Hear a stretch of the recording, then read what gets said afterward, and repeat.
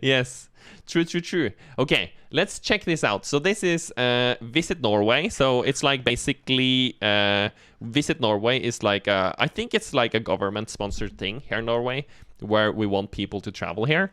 So they have a video, I guess, 10 things that will shock you about Norway. It could also be that this guy just randomly used Visit Norway, which and didn't know it was like a government thing here. But we'll see. As a Norwegian myself, I'm going to be curious if this is shocking or not. Maybe it is 𝗦cije shocking, or maybe it is le shocking.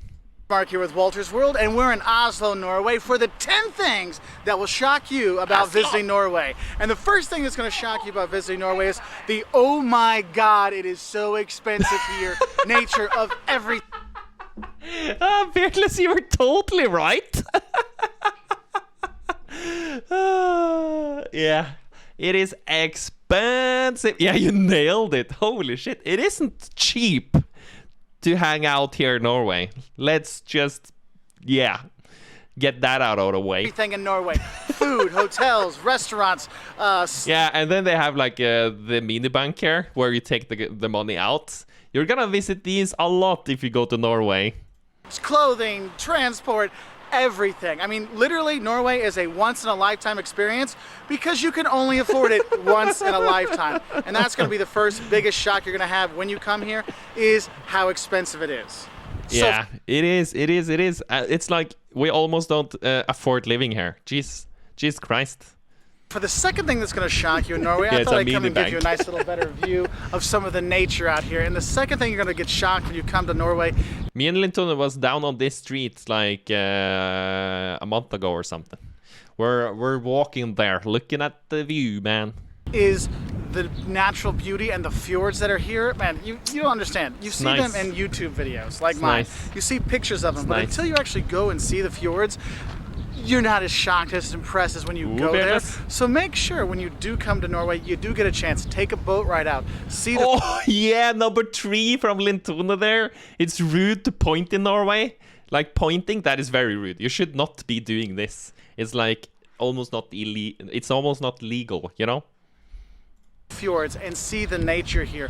You can go skiing, you can go hiking, you can do all kinds of stuff. Going on the boat trips, it's really great to get out there and really explore the nature here. And it does Your boat will look a little bit different, yeah, or a bit different. Yeah, this is like a Viking boat from like a long time ago, man. Probably 1,000 years ish. So your boat is gonna look vastly different. Yeah, this boat is from yeah, it's from our city. Is this like the place in our city we can go and visit? I think so, maybe. It's a new thing here, like close to where we live. They have like a place where they craft these boats, like outside, and you can go and like look at them crafting it. It's close to where all of the drinking and partying is going on, so it's like in a very like central space. We have like I think they're like doing it like for free. The people, they're like bending the wood and everything and building these beautiful boats, just the way they did in the Viking ages. It's crazy cool.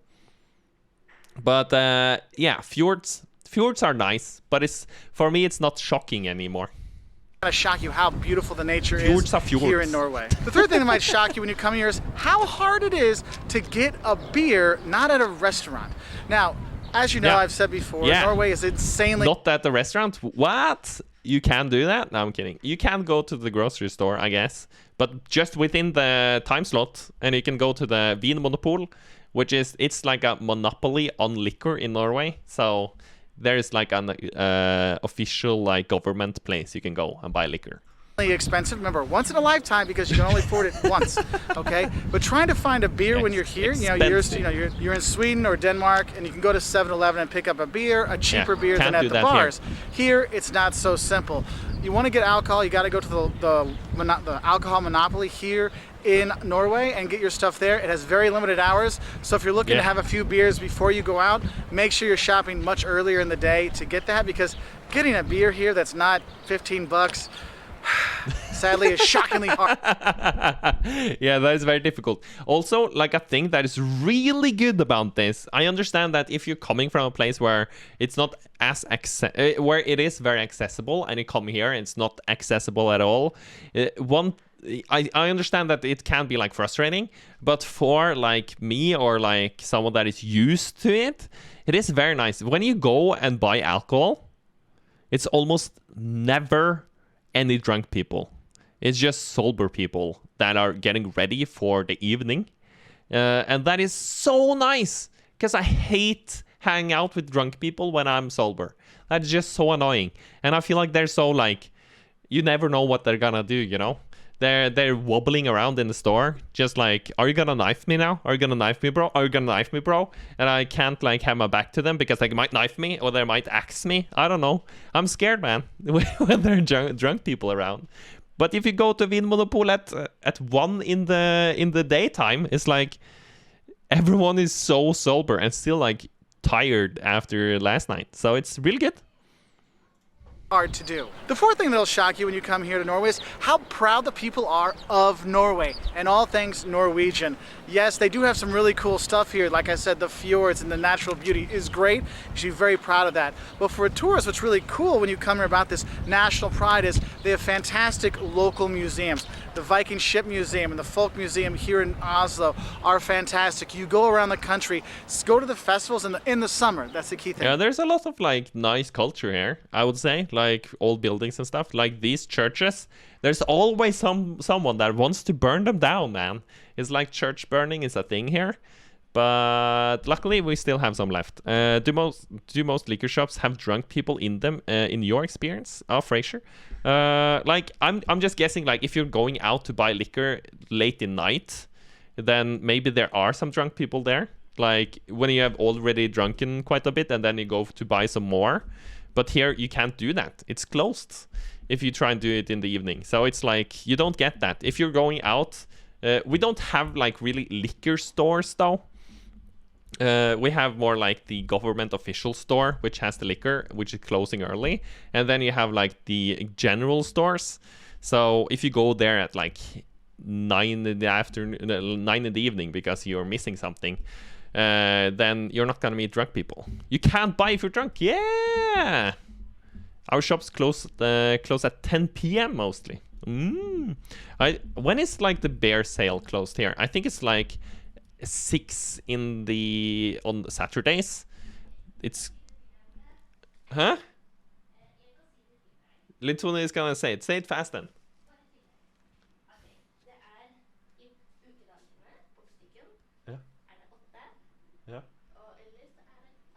Ja, det var det jeg trodde.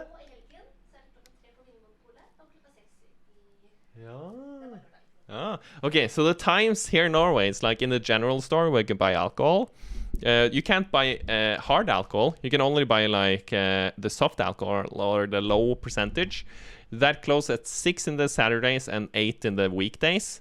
And the other shop, 𝗦nci𝗰𝗶𝗹𝘀, where you can buy like the stronger stuff, that is closing at 3.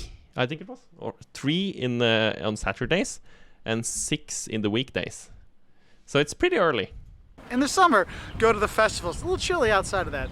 Go there, you see them dressed up in their traditional garb and these kind of things. And the national pride they have, from their dances to their costumes to their history to their food, which Dancing, means, yes, Norwegian you're going to have dance. to eat a quick lunch, which is basically a Kit Kat. It's a Norwegian quick Kit Kat. I've had it. It tastes like a Kit Kat. Quick lunch. This is not a Kit Kat, man. Kit Kat is nothing. This is the real deal. This is the goods, or this is a ripoff of Kit Kat. I understand if you look at the history, but this is not just a ripoff. It's become the better one. It is so good. I eat this so much. Or like whenever, when we were going to like my girlfriend's grandparents, they always had some quick lunch ready for me, which was so kind of them. They just knew I liked this so much, so they always had like 6 packets ready to go. Kit Kat, and looks like which a is Kit so Kat, nice. but they're very proud of it. So that might be a little shocking if you very how proud of they that. are of their country, you know, and if there's a soccer match or something going on, expect everyone to be going crazy for it. And when people start singing the songs here, everybody knows the words to the lyrics, okay? The fifth thing that might shock you when you do come here to Norway is a government official store. That is so funny, honestly. You don't have that in South Africa. Kind of the light and darkness, because if you come here in the wintertime, it is dark, dark most of the time when you're here. But on the other side of it, in the summer, it's light. I mean, it's light until 11 o'clock at night here in Oslo, and it kind of be shocking if you're used to like going to bed at a normal. This is the opera. This is the next picture here is like where the king. Hour and getting up at the king's castle. a normal hour because the sun's up at 4 in the morning, so you're awake Mr. Dane. at 4 in the morning. You're like, oh, the sun's up, should I go do stuff? No, because nothing opens up for 5 or 6 hours, and that can be shocking for tourists. Is how long it stays light, but also how long it stays dark in the winter. And with that shock, it is kind of brutal in the winter. Like when you go to work, it's dark. You're out of work, it's dark. Like after work, so the light is only there when you're at work, which is kind of crap in the winter. But then again, you get a lot of light in the summer though. Is the chilliness factor. I mean, it's the end of May and I have I have a hooded t-shirt, I've got my quarter zip on and a coat, and I'm not hot, and I'm a fat guy with a fuzzy coating on me, and I am not hot at all. And it is chilly here, so that darkness and lightness extremes and the cold weather that comes, so make sure you dress appropriately when you do come to Norway, have clothes. The sixth thing that might shock you is more of an Oslo thing, is when you come here, you hear how Norway is so equal, and everyone's the same, and there's high taxes, and everybody's taken care of, and Stad oil makes everything okay. But when you come to Oslo, you see a lot of beggars. Now it's not Stad oil anymore. Now it's Equinor. But it's okay. It's okay. I forgive you. Forgive you, my friend.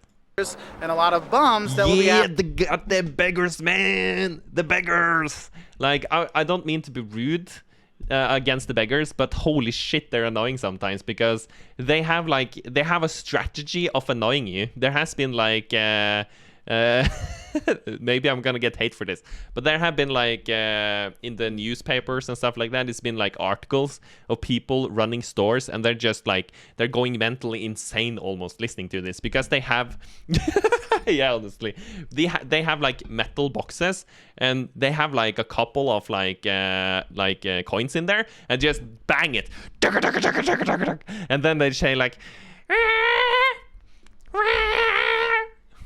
and it's so frustrating, man. It's like, why can't they just like sit there and smile maybe, or something like that? Some of them say hello, so that is nice, but like the screaming and the banging, it's becoming too much, man. It's becoming too much.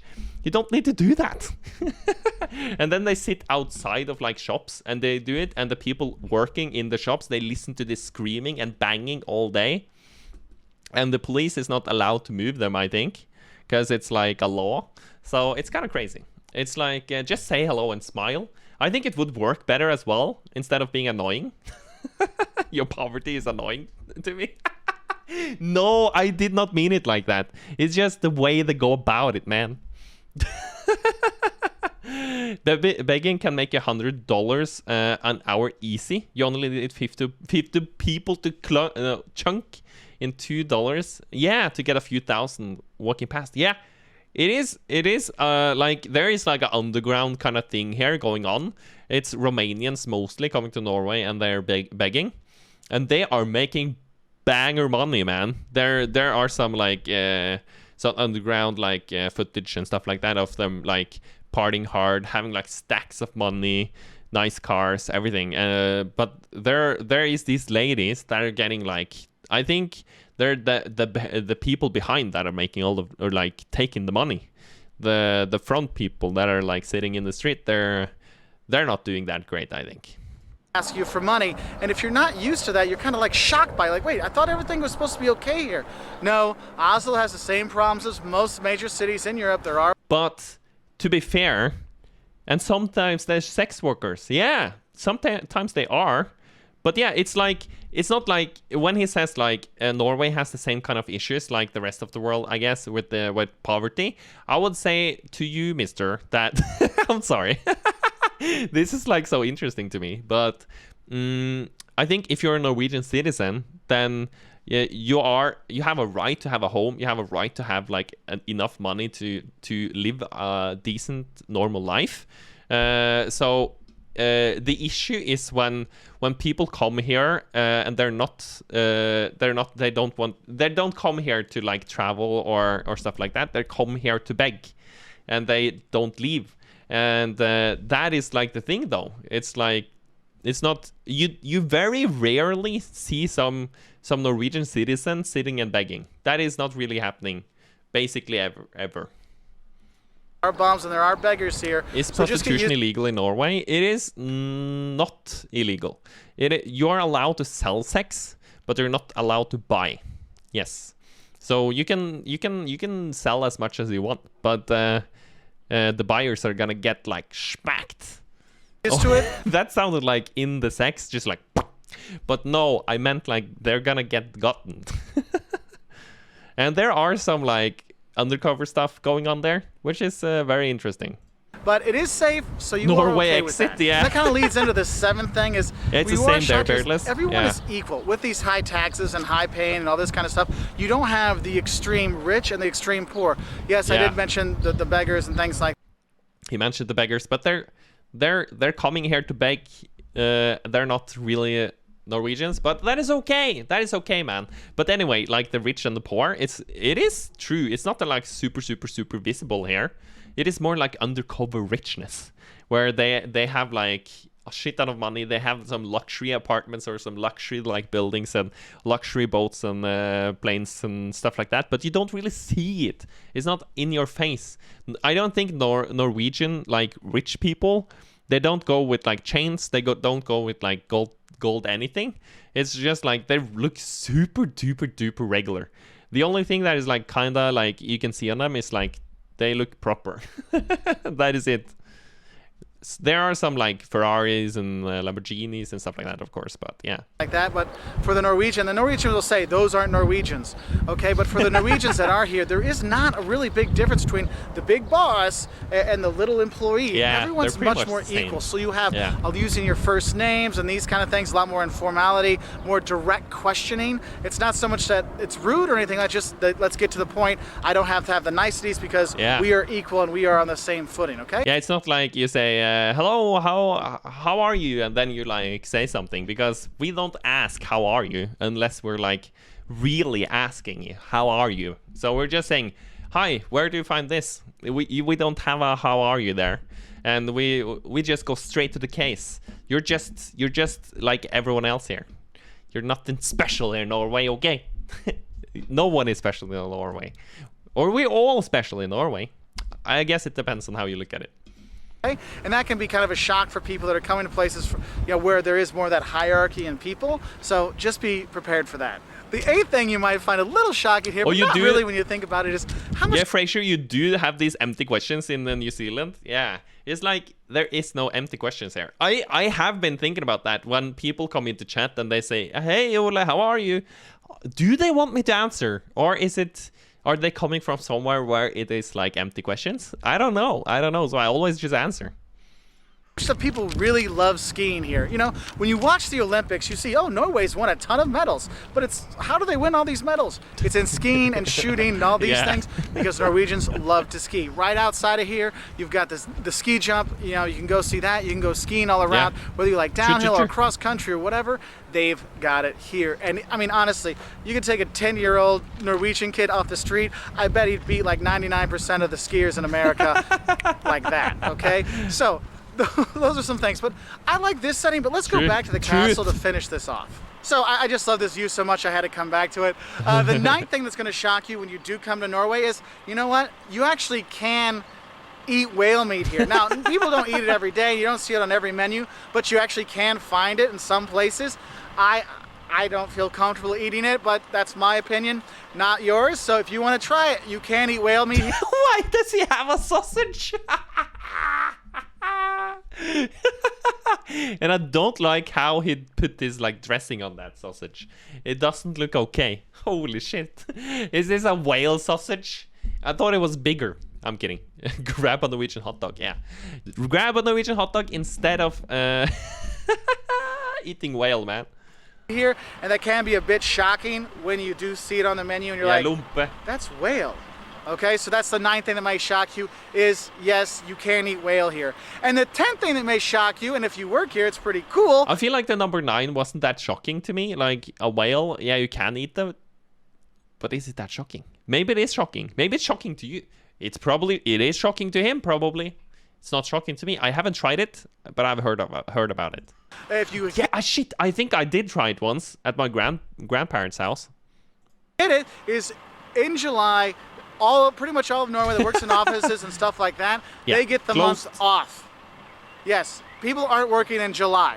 They get their month. Yeah, the amount of paid holidays. Yeah, also that. Like, there's 2 different things there, though. That in July, I think it is, there's like fellesferie, so it's like the common holiday kind of thing. So it's 3 weeks where it's like regular to shut down all the work. So you don't get much done in July, and it's no point trying to sell anything in July. No one is like interested because they want to go out and sunbathe or whatever.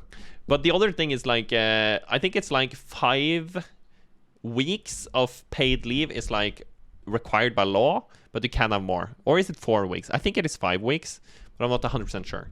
But I know that some other countries, the US, it's very little, right? The amount of paid leave. Money in June to have July off and just relax and go if they want to see Norway or they want to travel. That's why you see Norwegians traveling all the time, because they get this long break. And it's not everybody, but a lot of people do get it. It is kind of a shock when you're like, wait, you get the whole month of July off? Oh yeah, we get tons of vacation time and a whole month off. I'm like, yeah, wow. Okay, so those are 10. Wow. Yeah, there is a lot of holiday. There's also, I don't know, how do they do it in other countries? Maybe you guys know, but here it is like every paycheck, you have to set aside either like, I think it's 10.7% if it is 5 weeks, or 12% if it's 6 weeks, or is it 4 and 5? I'm not sure, but you have to set aside, like the people that pay you the salary, they have to set aside the money, and then each month, and then in July, you don't get your salary, but you do get these percentages that have been like put away for you. So you almost always get more money in that vacation time. So it's not like you have to not get money that month or whatever. So you have that. It's covered. Things that shocked me about coming to Norway. What shocks you about Norway? If you have some, put it in the comment section below so we can have some more shocks. If you want to see more videos like this, why not subscribe to our channel? We've got 10 things that'll shock you about Sweden, 10 things that'll shock you about Europe or the US, all on our website at 𝗦ici𝗰𝗶𝗹𝘀 or youtube.com/𝗦ici𝗰𝗶𝗹𝘀. So go on, click that subscribe button down there. Click the subscribe. And we really appreciate your likes and subscriptions, and you have a great time being shocked here in Norway. No, it's the only thing that really keeps shocking you is when you get home and you get that credit card bill. Whew, I'm scared what's going to happen. Credit card bill, yeah, that is going to be huge. It's going to be huge. It's going to be one of the biggest credit card bills ever. But we will make the Swedes pay for it. I'm kidding. But yeah, Norway is interesting, and it was. Did you guys get shocked by anything? I don't think I got shocked, but I was intrigued, and it was super fun. And I think it was pretty accurate. That video was pretty accurate.